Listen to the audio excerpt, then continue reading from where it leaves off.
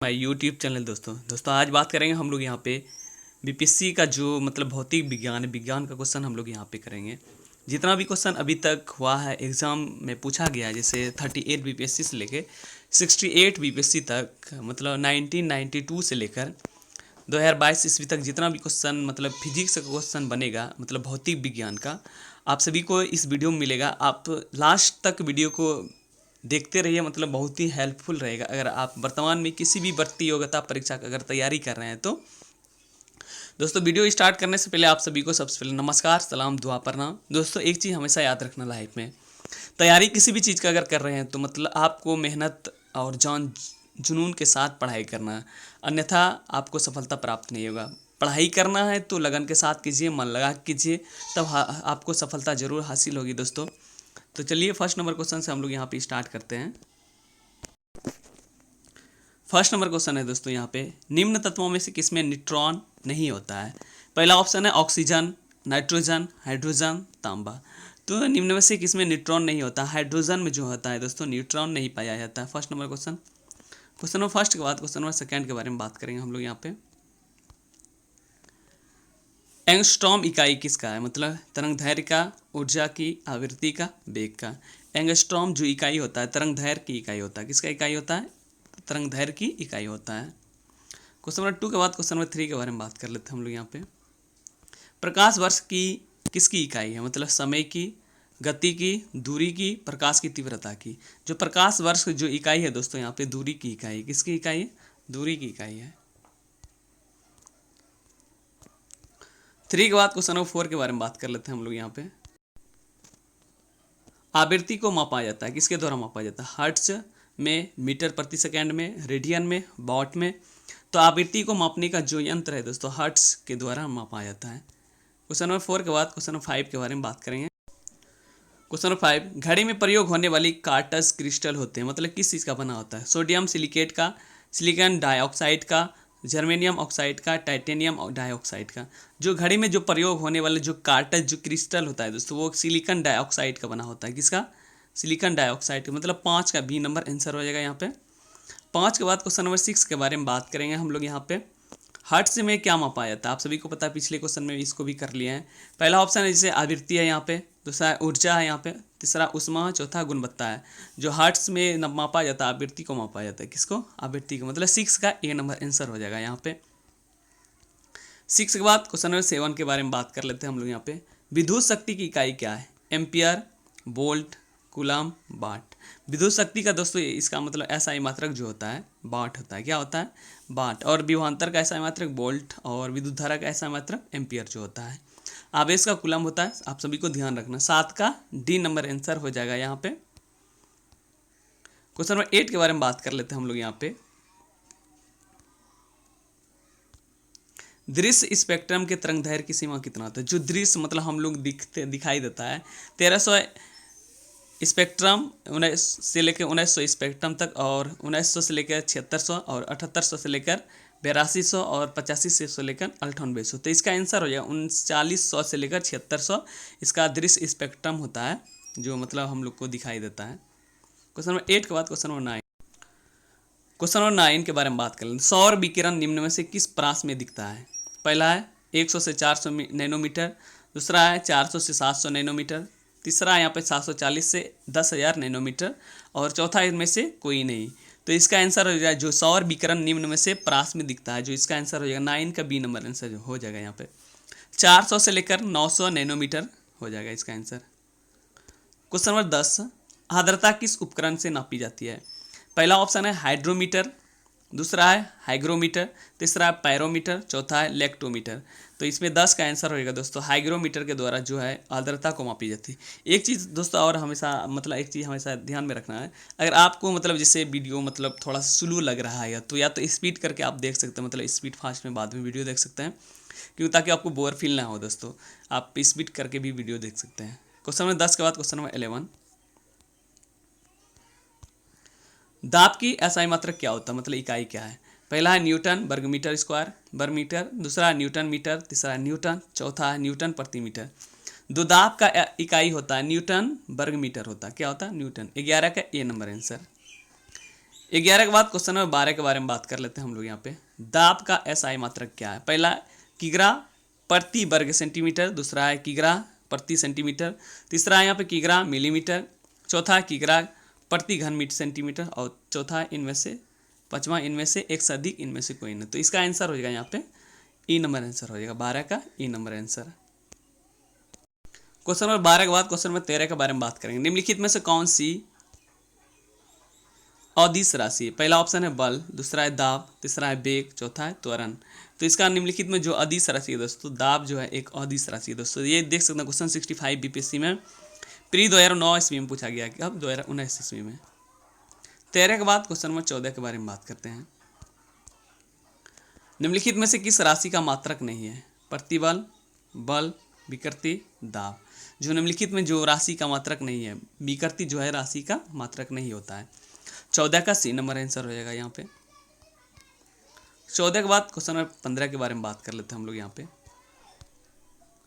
सही कथन चुनिए इनमें से। लाल प्रकाश का तरंग बैंगनी प्रकाश से कम होता है, ये तो गलत है दोस्तों। यहाँ पे लाल प्रकाश का तरंग बैंगनी के प्रकाश से ज़्यादा होती है, ये सही है। यहाँ पे बैंगनी प्रकाश का तरंग हरे प्रकाश से ज़्यादा होता है, ये गलत है। यहाँ पे बैंगनी प्रकाश का तरंग पीले प्रकाश से ज़्यादा होता है, ये भी गलत है। मतलब इसका आंसर हो जाएगा, मतलब 15 का बी नंबर आंसर हो जाएगा। कौन सा? 15 का बी नंबर आंसर हो जाएगा। 15 के बाद क्वेश्चन नंबर 16 के बारे में बात कर लेते हैं हम लोग यहाँ पे। जब दिन में पानी पर साबुन की फिल्म दिखाई देती है तो यह सुंदर रंग दिखाई देते हैं, इस घटना का कारण क्या है?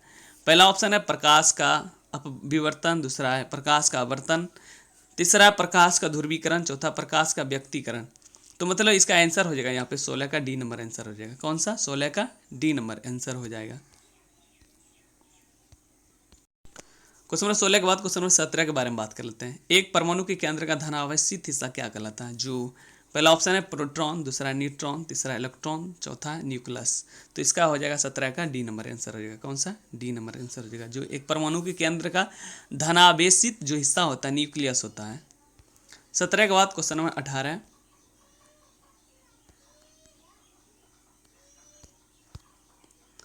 एक ठोस के सीधे गैस में परिवर्तन को क्या कहा जाता है? पहला ऑप्शन है यहाँ पे ऊर्ध्वापातन, दूसरा संघनन, तीसरा बाष्पन, चौथा उबालना। तो एक ठोस को जो सीधे मतलब गैस में परिवर्तन किया जाता है ऊर्ध्वपातन कहा जाता है। क्या? ऊर्ध्वपातन। 18 के बाद क्वेश्चन नंबर 19 यहाँ पे देख लेते हैं हम लोग यहाँ पे। वाताप जिस पर ठोस, द्रव और गैसीय अवस्था एक साथ रह सकती क्या कहलाता है?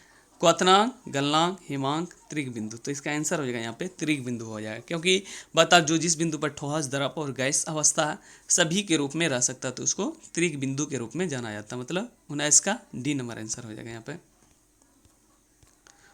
19 के बाद क्वेश्चन नंबर 20। कॉस्मिक किरणें क्या है? एक आवेशित कण है, एक दूसरा है अनावेशित कण है, तीसरा अनावेशित तथा आवेशित तथा अनावेशित दोनों हो सकती है। जो कॉस्मिक किरण जो होता है 20 का ए नंबर आंसर हो जाएगा ना, आवेशित कण हो जाएगा इसका आंसर। कौन सा हो जाएगा? 20 का ए नंबर आंसर हो जाएगा। क्वेश्चन 21। 2G स्पेक्ट्रम में अक्षर जी किस शब्द के लिए प्रयोग किया जाता है? Global, government, generation, Google. जो 2G स्पेक्ट्रम जो होता है दोस्तों इसके लिए जनरेशन के लिए मतलब इसको यूज़ किया, जैसे 2G, 3G, 4G, 5G अभी जैसे चल रहा है उसके लिए ये स्पेक्ट्रम मतलब शब्द जी का प्रयोग किया जाता है। 21 के बाद 22 नंबर क्वेश्चन यहाँ पे। रडार का आविष्कारक कौन था? रॉबर्ट वाटसन, दूसरा फ्लेमिंग, तीसरा बुश वाल, चौथा है ऑस्टिन। मतलब रडार का जो आविष्कारक है दोस्तों रॉबर्ट वाटसन है। क्या हो जाएगा इसका आंसर? रॉबर्ट वाटसन जो है रडार का आविष्कारक के रूप में जाना जाता है। 22 के बाद 23 नंबर क्वेश्चन यहाँ पे। गॉड पार्टिकल क्या है? न्यूट्रिनो, हिग्स बोसन, मेसॉन और पॉजिट्रॉन। जो गॉड पार्टिकल है दोस्तों हिग्स बोसन जो है इसका मतलब गॉड पार्टिकल है। क्या है? Higgs boson. 23 के बाद 24 number question. Sir CV Raman ने भौतिकी का नोबेल पुरस्कार प्राप्त हुआ था मतलब किस ईस्वी में हुआ था? पहला ऑप्शन है सन 1928 ईस्वी में, दूसरा 1930 ईस्वी में, तीसरा 1932 ईस्वी में, चौथा है 1950 ईस्वी में। जो सर सीवी रमन को जो भौतिक का नोबेल पुरस्कार से सम्मानित किया गया था या तो मिला था, तो इसका आंसर हो जाएगा बी नंबर आंसर हो जाएगा। मतलब 24 का बी नंबर आंसर हो जाएगा। क्वेश्चन नंबर 24 के बाद 25 नंबर क्वेश्चन। टेलीस्कोप की खोज किस वैज्ञानिक ने किया था? न्यूटन ने, जेम्स वाट ने, हम्पी डेवी ने, गैलीलियो ने। जो टेलीस्कोप का जो मतलब खोज किया था दोस्तों, गैलीलियो के द्वारा किया गया था। किसके द्वारा? गैलीलियो के द्वारा। 25 के बाद क्वेश्चन नंबर 26। इस सदी की शुरुआत में हवाई जहाज का आविष्कारक किसने किया था? राइट ब्रदर्स ने, जेम्स वाट ने, हम्पी डेवी ने, वॉन ब्राउन ने। तो इसका मतलब इस सदी की अगर बात करें तो हवाई जहाज का जो आविष्कारक के रूप में जाना जाता है राइट ब्रदर्स है। क्या है दोस्तों? Wright brothers. मतलब 26 का ए नंबर आंसर हो जाएगा यहाँ पे। Question number 27। एक माइक्रोन बराबर कितना होता है? 1/10 मिलीमीटर, 1/100 मिलीमीटर, 1/1000 मिलीमीटर और 1/10,000 मिलीमीटर। तो इसका आंसर हो जाएगा एक माइक्रोन बराबर होता है 1/1000 मिलीमीटर होता है। मतलब 27 का सी नंबर आंसर हो जाएगा इसका। क्वेश्चन नंबर 27 के बाद क्वेश्चन नंबर 28 के बारे में बात कर लेते हैं। अगर 40 डिग्री सेल्सियस का मान फ़ारेनहाइट स्केल में अगर बदला जाए तो उसका आंसर क्या हो जाएगा? पहला 104, दूसरा 100 और तीसरा 102, चौथा 175। तो इसका आंसर हो जाएगा 28 का 104 आंसर हो जाएगा। यहाँ पे देख सकते हैं मतलब किस तरह बना हुआ है। इसका स्क्रीनशॉट आप ले सकते हैं। मतलब F = करके माना जाता है, जैसे 9/5 C + 32। मतलब जहाँ पर जैसे हम लोग का यहाँ पे 40 डिग्री सेल्सियस दे दिया गया है तो C की जगह 40 रख दिया गया है। फिर मतलब 5 से कटा दिया, 5 × 40 9 × 72, फिर 72 और 32 जोड़ दिया है तो मतलब 104। मतलब 40 डिग्री मान फ़ारेनहाइट स्केल में 104 फ़ारेनहाइट होता है। क्वेश्चन नंबर 28 के बाद 29 के बारे में बात कर लेते हैं हम लोग यहाँ पे। क्रोमेटोग्राफी की तकनीक का प्रयोग होता है कैसे? रंगीन पदार्थ की पहचान करने में, पदार्थों की संरचना निर्धारण में, तीसरा रंगीन पदार्थों के प्रभावी आसवन में और चौथा एक मिश्रण से पदार्थों को अलग करने में। तो इसका आंसर हो जाएगा यहाँ पे क्रोमेटोग्राफी जो तकनीक होता है एक मिश्रण से पदार्थ को अलग करने में होता है। तो 29 का डी नंबर आंसर हो जाएगा यहाँ पे। 29 के बाद 30 नंबर। लोलक की कालावधि मतलब टाइम पीरियड क्या होता है? द्रव्यमान के ऊपर निर्भर करता है, लंबाई के ऊपर निर्भर करता है, समय के ऊपर निर्भर करता है और तापक्रम के ऊपर निर्भर करता है। जो लोलक की जो काल विधि है तो मतलब टाइम जो पीरियड होता है दोस्तों, तो 30 का बी नंबर आंसर हो जाए। लंबाई के ऊपर निर्भर करता है एकदम पूरी तरीके से। क्वेश्चन 30 के बाद 31 के बारे में बात कर लेते हैं। बल गुणनफल है मतलब किसका गुणनफल? द्रव्यमान और वेग का, द्रव्यमान और त्वरण का, भार और वेग का, भार और त्वरण का। जो मतलब बल का जो अगर गुणनफल की अगर बात करें तो द्रव्यमान और त्वरण का जो गुणनफल होता है मतलब 31 का बी नंबर आंसर हो जाएगा यहाँ पे। 31 के बाद 31 के बाद 32 के बारे में बात करेंगे हम लोग यहाँ पे। त्वरण ज्ञात करने का सही सूत्र कौन सा है? A = V - U/T। मतलब इसका आंसर हो जाएगा 32 का ए नंबर। मतलब इसको ध्यान रखना है। त्वरण ज्ञात करने के लिए A = V मतलब वेलोसिटी और U हो गया मतलब प्रारंभिक जो होता है, T हो गया टाइमिंग हो गया। 32 के बाद 33 नंबर क्वेश्चन। निम्नलिखित में से कौन सी राशि सदिश नहीं है? विस्थापन, वेग, बल, आयतन। आप सभी को पता है मतलब आयतन जो एक सदिश राशि के रूप में नहीं जाना जाता है।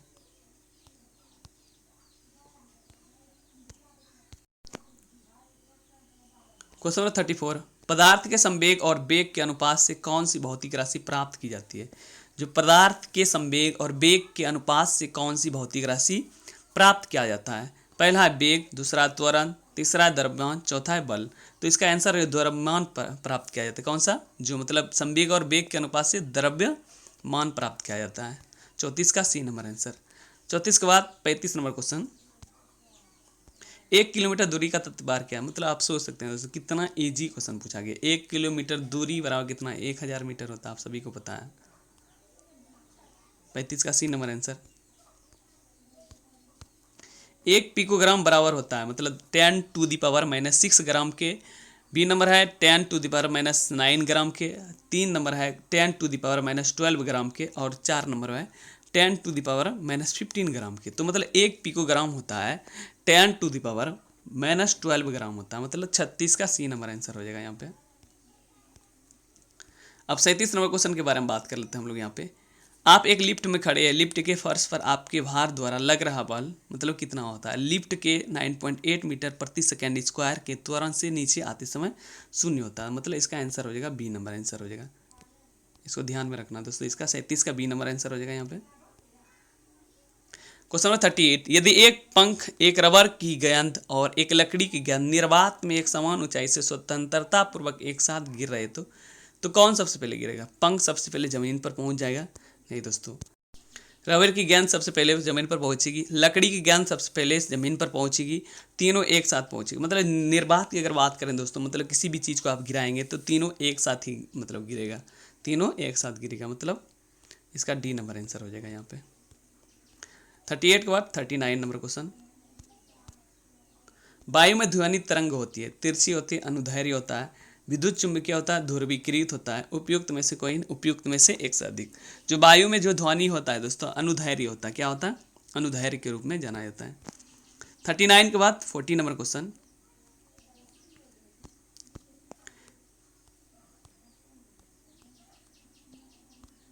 रेत और नेपथलीन के मिश्रण के किसके द्वारा पृथक किया जाता है?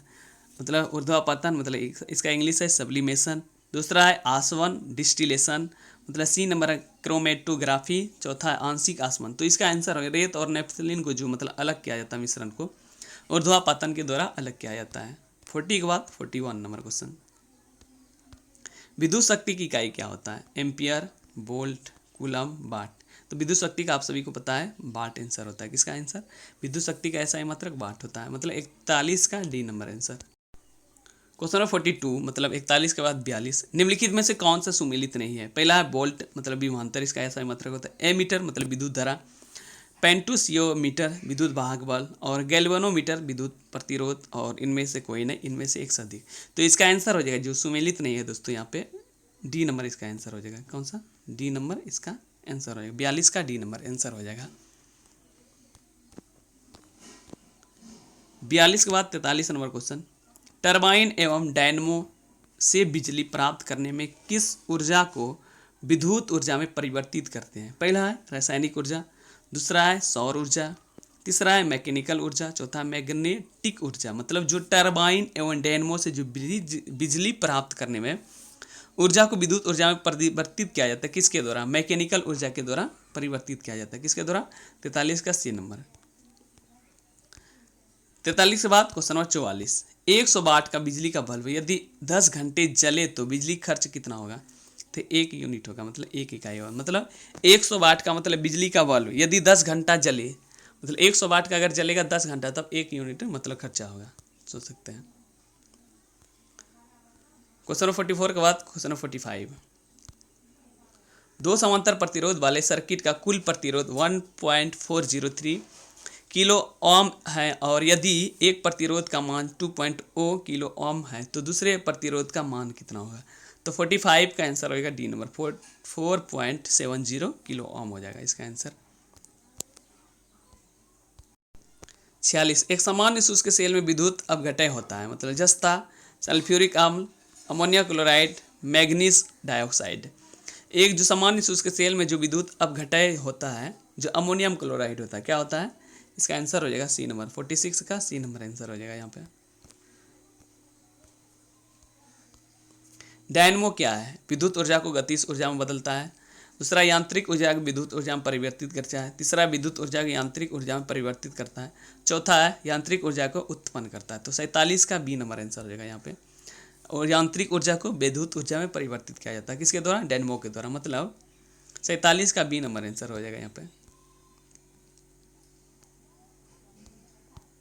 विद्युत मोटर क्या है? ऊष्मा को विद्युत ऊर्जा में बदलता है, विद्युत ऊर्जा को ऊष्मा में बदलता है, विद्युत ऊर्जा को यांत्रिक ऊर्जा में बदलता है, तो यांत्रिक ऊर्जा को विद्युत ऊर्जा में बदलता है, और ई नंबर इनमें से कोई नहीं, इनमें से एक से अधिक। तो इसका आंसर हो जाएगा यहाँ पे ई नंबर आंसर हो जाएगा। क्या सा? कौन सा हो जाएगा? 48 का है, सी नंबर आंसर हो जाएगा। विद्युत ऊर्जा को यांत्रिक ऊर्जा में बदला जाता है विद्युत मोटर के द्वारा। इसको ध्यान में रखना दोस्तों। विद्युत धारा निम्न में से किस उपकरण से नापी जाती है? विद्युत धारा है, मतलब विद्युत धारा मतलब एम्पियर से नापी जाती है, आप सभी को पता है। इसका 49 का बी नंबर आंसर हो जाएगा। विद्युत धारा किस उपकरण से नापी जाती है? वोल्ट मीटर से, ए मीटर से, वोल्ट मीटर से, पोटेंशियोमीटर से। मतलब विद्युत धारा मतलब किस उपकरण से नापी जाती है? मतलब आप सभी को पता है विद्युत धारा जो नापता है ए मीटर के द्वारा, एम्पियर से नापी जाती है। 50 का बी नंबर आंसर हो जाएगा। 50 के बाद 51 नंबर क्वेश्चन, प्रकाश में 7 रंग होते हैं, रंगों का अलग अलग करने का क्या तरीका है? एक प्रिज्म में से रंगों को अलग किया जाता है, इसी के द्वारा मतलब एक प्रिज्म से जो रंगों को अलग अलग किया जाता है, किया जा सकता है, जो मतलब 7 रंगों के। 51 के बाद क्वेश्चन नंबर 52। यदि किसी ऐनक के लेंसों की शक्ति 2 प्लस डायोप्टर हो तो इसकी फोकस दूरी कितना हो सकता है? तो 50 हो सकता है, 50 सेंटीमीटर। कितना हो सकता है? 50 मतलब फोकस दूरी जो होता है इसका 50 सेंटीमीटर होगा। 50 के बाद 53 नंबर, 52 के बाद 53।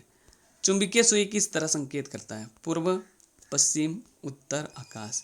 जो चुंबकीय सुई जो मतलब संकेत करता है दोस्तों यहाँ पे, इसका आंसर हो जाएगा यहाँ पे उत्तर हो जाएगा। क्या हो जाएगा? मतलब 53 का सी नंबर आंसर हो जाएगा यहाँ पे। क्वेश्चन नंबर 53 के बाद 54 के बारे में। चौवन, श्वेत प्रकाश को नली में कैसे पैदा करते हैं?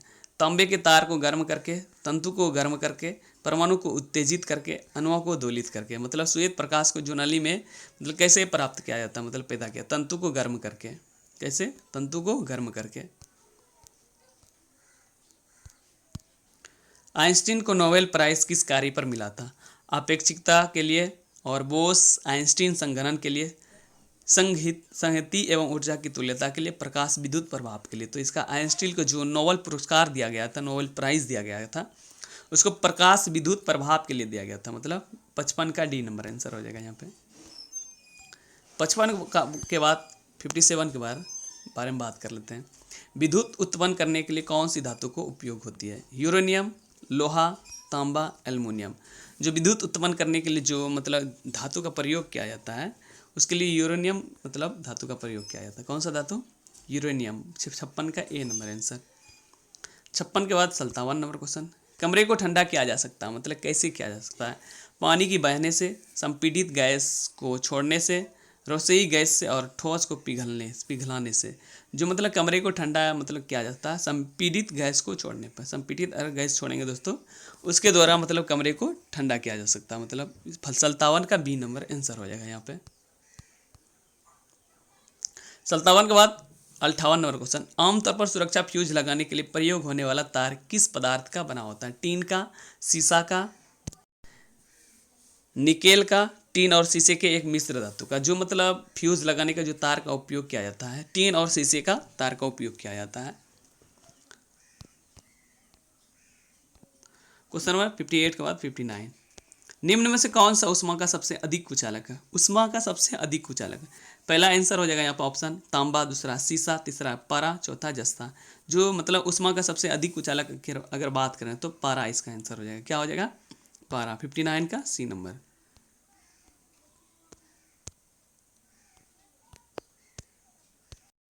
Question number 60। अतिचालक का लक्षण क्या है? उच्च पारगम्यता, निम्न पारगम्यता, शून्य पारगम्यता, अनंत पारगम्यता।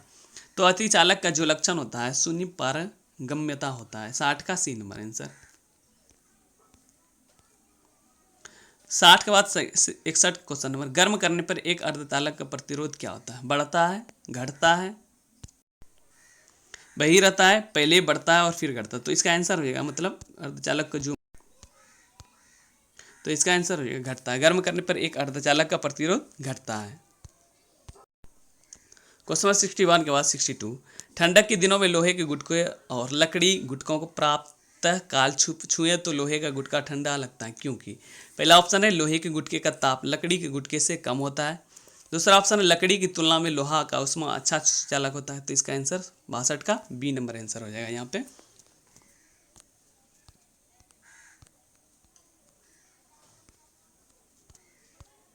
Question number 63। एक पंखा गर्मी के मौसम में आराम की अनुभूति पैदा करता है, क्यों? पहला ऑप्शन है पंखा ठंडी हवा की आपूर्ति करता है। दूसरा हमारा शरीर हवा में अधिक गर्मी विकृत करता है। तीसरा हवा की चालकता बढ़ जाती है। चौथा हमारा पसीना तेजी से वाष्पित हो जाता है। और पांचवा इनमें से कोई नहीं, इनमें से एक से अधिक। तो इसका आंसर हो जाएगा यहाँ पे हमारा जो शरीर का जो पसीना होता है तेजी से वाष्पित हो जाता है, इसी कारण हम लोग को आराम की अनुभूति पैदा करती है। 63 का डी नंबर आंसर हो जाएगा। 63 का क्वेश्चन नंबर 64। कमरे में रखा रेफ्रिजरेटर का दरवाजा खोलकर आप कमरे की कुछ डिग्री ठंड कर सकते हैं। दूसरा, आप इसको रेफ्रिजरेटर के तापमान तक ठंडा कर सकते हैं।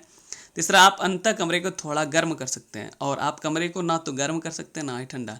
मतलब आप अगर मतलब फ्रिज का जो दरवाज़ा खोलेंगे दोस्तों, मतलब खोल के रखेंगे, तो आप अंततः कमरे में को थोड़ा गर्म कर सकते हैं। क्या मतलब, आप दरवाज़ा खोलेंगे तो उससे ऐसा नहीं सोचिएगा कि मतलब उससे मतलब ठंडा होगा, उससे क्या होता है मतलब टेम्परेचर ज़्यादा बढ़ जाएगा कमरे का तापमान। 64 का सी नंबर आंसर। 64 के बाद 65, यदि रेफ्रिजरेटर के दरवाजे मतलब फ्रिज के दरवाजे कुछ घंटों के लिए खुले छोड़ दे तो कमरे का तापमान क्या होगा? कम हो जाएगा, बढ़ जाएगा, वही रहेगा, केवल रेफ्रिजरेटर के आसपास के क्षेत्र में घट जाएगा। ई नंबर है उपयुक्त में से कोई नहीं, उपयुक्त में से एक से अधिक। तो इसका आंसर हो जाएगा मतलब कमरे का तापमान बढ़ जाएगा। 65 के बाद 66 नंबर क्वेश्चन,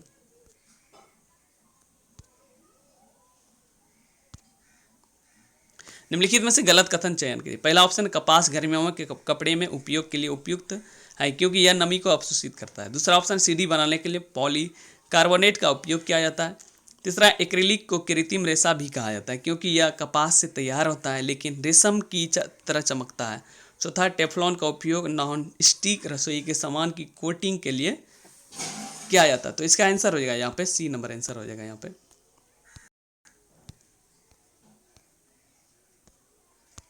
क्वेश्चन नंबर 66 के बाद 67, दो उत्तरोत्तर श्रृंग अथवा दो उत्तरोत्तर गर्त के बीच दूरी क्या होता है? पहला ऑप्शन है एम्पलीट्यूड आयाम, दूसरा है तरंग दैर्घ्य, तीसरा है आवृत्ति, चौथा उपयुक्त में से कोई नहीं। जो दो उत्तरोत्तर श्रृंग अथवा दो उत्तरोत्तर गर्त के बीच की जो दूरी कहा जाता है तरंग दैर्घ्य कहा जाता है। क्या बोला जाता? तरंग दैर्घ्य।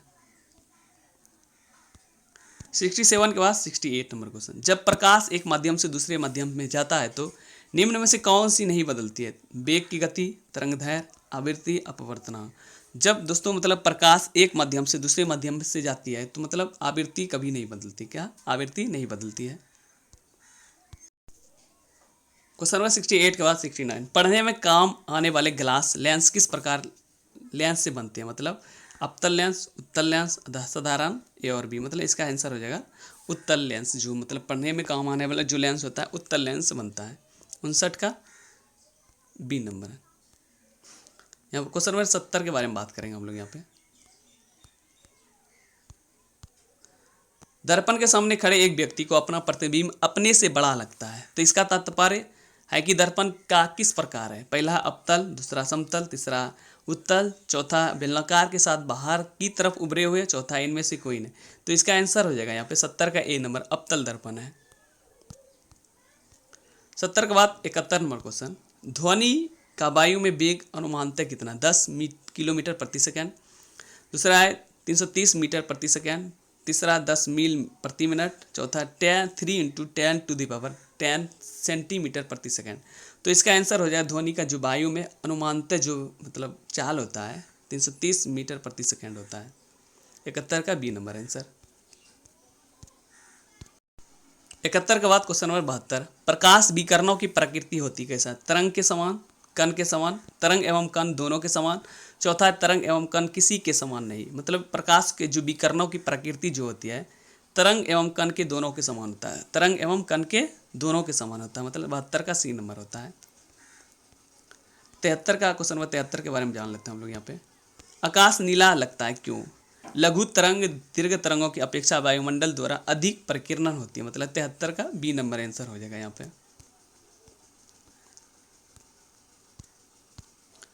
रात के समय में खुले आकाश में तारों के टिमटिमाते किससे समझाया जा सकता है? प्रकाश का अपवर्तन से, प्रकाश का परावर्तन से, और प्रकाश का ध्रुवीकरण से, प्रकाश का व्यक्तिकरण से। मतलब रात के समय जो खुले आसमान में जो तारे टिमटिमाते हैं दोस्तों, आप लोग देखे होंगे जब गांव सब में या छत में मतलब ऊपर जाके सोएंगे तो ऊपर में देखेंगे तारे टिमटिमाते हो इधर से उधर जाते हो। तो ये कारण जो इसको समझाया जा सकता है प्रकाश का अपवर्तन के कारण समझाया जा सकता है। मतलब 74 के ए नंबर हो जाएगा।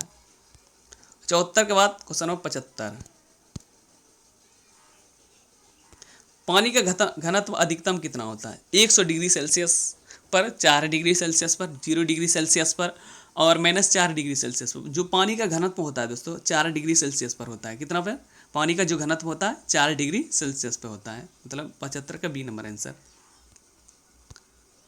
क्वेश्चन नंबर मतलब 76, 50 डिग्री सेल्सियस मान फ़ारेनहाइट स्केल में है। मतलब 50 डिग्री सेल्सियस दिया हुआ है, मतलब इसको फ़ारेनहाइट में निकालना। तो कैसे निकालना? मतलब इसको मतलब इसका आंसर हो जाएगा 122। कैसे निकालना दोस्तों, जैसे F बराबर होता है मतलब 9/5 गुना, जैसे डिग्री सेल्सियस में 50 को देंगे, लिख देंगे +32। जैसे 5 से कटाएंगे इसको, 50 को 5 देंगे 50, फिर 10 9 90 हो जाएगा +32, और 90 और 32 जोड़ेंगे तो 122 इसका आंसर हो जाएगा, मतलब 76 का बी नंबर आंसर हो जाएगा यहाँ पे। क्वेश्चन नंबर 76 के बाद 77, बर्फ का एक टुकड़ा पानी से लबालब भरे बीकर में तैर रहा है, जब पूरी बर्फ पिघल जाए तो क्या होगा? जल स्तर नहीं बदलेगा। आप सभी को पता, मतलब आप पहले से मतलब लबालब है, फिर उसके बाद तैर रहा, मतलब कोई भी चीज़, मतलब आप सभी को पता उस समय तो पानी मतलब हटाया ही होगा या तो अपना आसान छिका होगा, फिर अगर पानी मतलब पिघल जाएगा तो उसका बिल्कुल है कि जल का स्तर नहीं बदलेगा। 77 का डी नंबर आंसर। 77 के बाद क्वेश्चन नंबर 78, वर्षा की बूंद की गोलाकार आकृति का कारण क्या है? द्रव्य का घनत्व, पृष्ठ तनाव, वायुमंडलीय दाब, गुरुत्व। मतलब जो वर्षा की बूंद की जो गोलाकार की आकृति होता है, जो पृष्ठ तनाव के कारण होता है, किसके कारण? पृष्ठ के तनाव के कारण होता है, मतलब 78 का बी नंबर आंसर। 78 के बाद 79 नंबर क्वेश्चन, सबसे ज्यादा श्यानता होता है किसमें? जल की, वायु की, खून की, शहद की। मतलब इसका आंसर सबसे ज़्यादा जो श्यानता होता है शहद की होता है। किसका? शहद का, मतलब 79 का डी नंबर आंसर हो जाएगा यहाँ पे। 79 के बाद 80 नंबर क्वेश्चन, महासागर में ऊंची जल तरंगों कैसे आती है? भूकंप से, सूर्य से, तारों से, चंद्रमा से। जो महासागर में जो ऊंची जल तरंगे आती है, जो चंद्रमा के द्वारा आता है। कहाँ से? चंद्रमा से, मतलब 80 का डी नंबर आंसर। 80 के बाद 81 के बारे में बात कर लेते हैं हम लोग यहाँ पे। जब एक पत्थर को चांद की सतह से पृथ्वी पर लाया जाता है तो इसका द्रव्यमान बदल जाएगा, इसका भार बदल जाएगा, परंतु द्रव्यमान नहीं बदलेगा। तीसरा ऑप्शन है भार और द्रव्यमान दोनों बदल जाएगा। चौथा, ना द्रव्यमान और ना ही भार बदलेगा। तो इसका आंसर हो जाएगा यहाँ पे, इसका भार बदल जाएगा परंतु द्रव्यमान वही रहेगा दोस्तों, मतलब आकार जो रहता है उसका वही रहेगा, आप सभी को पता है। 81 के बाद 82 नंबर क्वेश्चन, प्रेशर कुकर में खाना जल्दी पक जाता है क्यों? पहला ऑप्शन है उच्च दाब के कारण पानी निम्न तापमान पर उबलने लगता है। दूसरा, उच्च दाब के कारण पानी उच्च तापमान पर उबलने लगता है। तीसरा है कम दाब के कारण पानी कम तापमान पर उबलने लगता है। चौथा, निम्न दाब के कारण पानी उच्च तापमान पर उबलने लगता है। तो इसका आंसर हो जाएगा यहाँ पे 82 का बी नंबर आंसर हो जाएगा। क्या हो जाएगा? 82 का बी नंबर, मतलब उच्च दाब के कारण पानी उच्च तापमान पर ही उबलने लगता है। 82 के बाद 83 नंबर, सौर ऊर्जा निम्न में से किससे प्राप्त होता है? चंद्रमा से, समुद्र से, सूर्य से, हवा से। सौर ऊर्जा जो मतलब इसमें से प्राप्त होता है, सूर्य के द्वारा प्राप्त किया जाता है। 83 का सी नंबर आंसर हो जाएगा यहाँ पे। 83 के बाद 84 नंबर क्वेश्चन, सूर्य पर ऊर्जा का निर्माण होता है, कैसे होता है? नाभिकीय विघटन के द्वारा और नाभिकीय संलयन के द्वारा, ऑक्सीकरण और अभिक्रियाओं द्वारा, और चौथा अपकरण अभिक्रियाओं द्वारा। तो इसका आंसर हो जाएगा 84 का, सूर्य पर जो ऊर्जा का निर्माण होता है नाभिकीय संलयन द्वारा होता है। 84 के बाद 85 नंबर क्वेश्चन, प्रथम भारतीय उपग्रह आर्यभट्ट कब छोड़ा गया था? 10 जुलाई मतलब 1992 ईस्वी में, 19 अप्रैल 1975 ईस्वी में, 1 नवंबर 1966 ईस्वी में, और 2 दिसंबर 1975 ईस्वी में। जो इसका आंसर हो जाएगा दोस्तों, भारत का जो भारतीय उपग्रह जो आर्यभट्ट जो छोड़ा गया था, इसका बी नंबर आंसर हो जाएगा। 19 अप्रैल 1975 ईस्वी में, 85 का बी नंबर आंसर हो जाएगा। 85 के बाद 86 नंबर, वर्ष दीर्घतम होता है प्लूटो पर, गुरु पर, नेपच्यून पर, पृथ्वी पर। जो वर्ष जो दीर्घतम होता है प्लूटो पर होता है। कहाँ पे? प्लूटो ग्रह पर होता है। 86 का ए नंबर आंसर। 87 के बारे में जान लेते हैं। विद्युत चुंबकीय तरंगों का वेग होता है, मतलब कितना होता है? 3 × 10⁻³ मीटर प्रति सेकेंड होता है। इसका आंसर 87 का ए नंबर आंसर हो जाएगा यहाँ पे। क्वेश्चन नंबर 87 के बाद क्वेश्चन नंबर 88, सूर्य के प्रकाश का धरती की सतह पर पहुंचने में लगने वाला समय कितना लगता है? मतलब 8.5 मिनट लगता है। कितना? मतलब लगभग 8 मिनट के लगभग लगता है। मतलब सूर्य के जो प्रकाश धरती पर जो पहुंचने में समय लगता है 8.5 मिनट या 8 मिनट लगभग में बोल सकते हैं। 88 के बाद 89 नंबर क्वेश्चन, सूर्य का प्रकाश पृथ्वी पर पहुंचता है मतलब कितने मिनट में? 5 मिनट में, 6 मिनट में, 8 मिनट में, 10 मिनट में। तो आप सभी को पता है पिछला क्वेश्चन भी यही था दोस्तों, 8 मिनट में पहुंचता है। कितने मिनट में? 8 मिनट। 89 का सी नंबर आंसर। 89 के बाद 90 नंबर क्वेश्चन, सौर मंडल का सबसे बड़ा ग्रह कौन सा है? पहला ऑप्शन है पृथ्वी, दूसरा मंगल, तीसरा बृहस्पति, चौथा शनि। तो सौर मंडल का सबसे बड़ा ग्रह के रूप में जाना जाता है 90 का सी नंबर बृहस्पति ग्रह। निम्नलिखित में से कौन सा एक कंप्यूटर की भाषा नहीं है? बेसिक, सी, फास्ट, फॉरट्रैन। तो इसका आंसर होगा फास्ट, जो है मतलब कंप्यूटर की एक भाषा के रूप में नहीं जाना जाता है। क्वेश्चन नंबर 92, निम्न में से कौन सी धातु रोशनी के बल्बों में फिलामेंट के रूप में प्रयोग किया जाता है? लौह, मोलिब्डेनम, चांदी, टंगस्टन। तो इसका आंसर हो जाएगा यहाँ पे 92 का डी नंबर आंसर रहेगा टंगस्टन। 92 के बाद 93 नंबर क्वेश्चन, निम्न में से कौन सी धातु अर्धचालक मतलब सेमीकंडक्टर के रूप में ट्रांजिस्टर में प्रयोग होता है? तांबा, जर्मेनियम, ग्रेफाइट, चांदी। तो इसका आंसर हो जाएगा जर्मेनियम, जो हो जाएगा मतलब अर्धचालक जो धातु के रूप में ट्रांजिस्टर के रूप में प्रयोग किया जाता है, मतलब 93 का B number answer. 94 number question, परमाणु नाभिक के अवयव हैं? इलेक्ट्रॉन और प्रोटॉन के, इलेक्ट्रॉन और न्यूट्रॉन के, प्रोटॉन और न्यूट्रॉन के, और प्रोटॉन, न्यूट्रॉन और इलेक्ट्रॉन तीनों के। तो परमाणु जो नाभिक का अवयव जो होता है, आप सभी को पता है नाभिक के बीच में कौन सा रहता है? प्रोटॉन और न्यूट्रॉन और इलेक्ट्रॉन चारों तरफ चक्कर लगाते हैं। 94 के बाद 95 नंबर क्वेश्चन, क्वेश्चन 95, निम्नलिखित में से कौन सा विकल्प गलत है? नाभिक के अंदर प्रोटॉन और इलेक्ट्रॉन की उपस्थिति के कारण परमाणु विद्युत रूप से उदासीन होता है। दूसरा ऑप्शन है इलेक्ट्रॉन ऋण आवेशित होते हैं तथा इनका द्रव्यमान नगण्य होता है। तीसरा है परमाणु संख्या एक तत्व के परमाणु में प्रोटॉनों की संख्या है। और चौथा समस्थानिक परमाणु ईंधन के चिकित्सा में क्षेत्र में कार्बन डेटिंग आदि में उपयोग होता है। तो इसका आंसर हो जाएगा यहाँ पे ए नंबर, मतलब इसका आंसर गलत है। 95 के बाद 96 नंबर क्वेश्चन, निम्नलिखित में से कौन सा वैकल्पिक ऊर्जा का सबसे बड़ा भंडार है? सौर ऊर्जा, ज्वारीय ऊर्जा, परमाणु ऊर्जा, भू उष्मीय ऊर्जा। जो निम्नलिखित में से जो वैकल्पिक ऊर्जा का सबसे बड़ा जो भंडार के रूप में जाना जाता है सौर ऊर्जा है। कौन सा? सौर ऊर्जा। 96 के बाद 97, परमाणु बम का सिद्धांत आधारित है? नाभिकीय संलयन, नाभिकीय विखंडन, ए तथा बी दोनों, और उपयुक्त में से किसी पर भी नहीं। तो इसका आंसर हो जाएगा परमाणु का जो सिद्धांत आधारित था नाभिकीय विखंडन पर।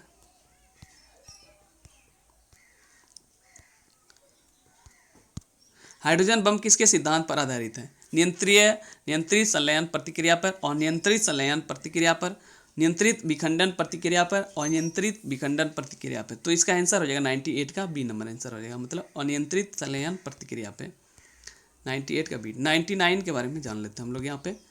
वायु में कौन सी नोबेल गैस नहीं होता है? Helium, neon, argon, radon. तो मतलब वायु में जो गैस नहीं पाया जाता है, रेडॉन गैस नहीं पाया जाता। कौन सा गैस? Radon gas. बिजली की खपत का बिल किसके मापन पर आधारित होता है? पहला वाट पे, दूसरा वोल्टेज पे, तीसरा लोहा पे, चौथा एम्पियर पे। आप सभी को पता है दोस्तों, मतलब बिजली की जो खपत का बिल के किसके मापन की पर आधारित? वाट पे होता है। किस पे? आप सभी को मतलब बोला जाता है कि कितना वाट मतलब बिजली उठा, मतलब इसका आंसर हो जाएगा वाट। आंसर क्या हो जाएगा? वाट।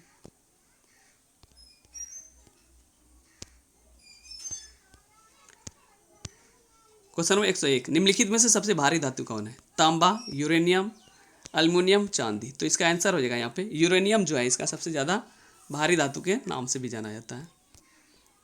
और क्वेश्चन नंबर 102, इनसेट 2 एक कब छोड़ा गया था? 4 फरवरी 1975 ईस्वी में, 18 मई 1974 ईस्वी में, 1 जुलाई 1992 ईस्वी में, और डी नंबर 19 अप्रैल 1975 ईस्वी में। जो इनसेट 2A छोड़ा गया था 10 जुलाई 1992 ईस्वी में।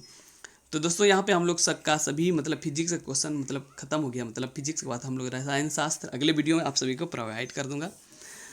Thanks for watching this video दोस्तों।